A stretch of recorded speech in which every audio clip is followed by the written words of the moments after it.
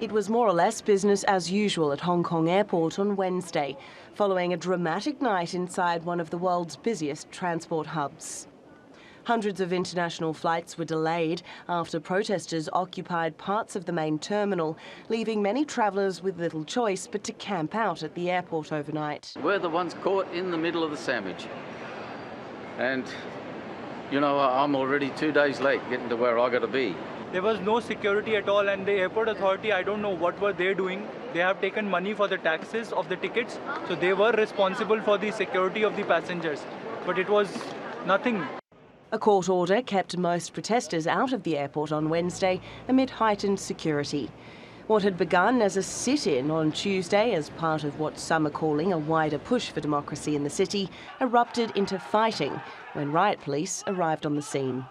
At one stage, protesters tied up a man, accusing him of being an undercover officer.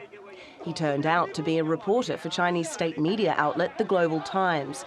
Although several protest groups on Wednesday apologised for the disruptions, images of the journalist being restrained have been widely circulated on social media, prompting a huge backlash from Chinese netizens. Beijing slammed the terrorist-like actions, while the Hong Kong government accused protesters of overstepping the bottom line of a civilised society. Police announced they'd detained 5 people for their role in the airport protests. They were arrested for unlawful assembly.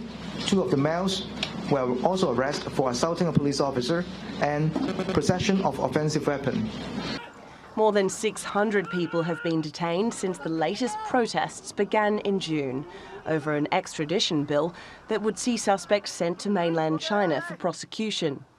Meanwhile, more evidence is emerging that China is building up its military presence near Hong Kong ahead of a potential crackdown in the territory. These satellite images, captured by Maxar's Worldview, show several hundred paramilitary trucks lined up inside a sports complex in Shenzhen, less than 30 kilometres from Hong Kong. US President Donald Trump on Tuesday tweeted that China was moving troops to the border. It's not yet clear whether Beijing will act on this military threat, but Chinese state media made a point of saying the unrest in Hong Kong has reached a critical point and that a sword of law should be used to restore order. Britt Clennett, TRT World.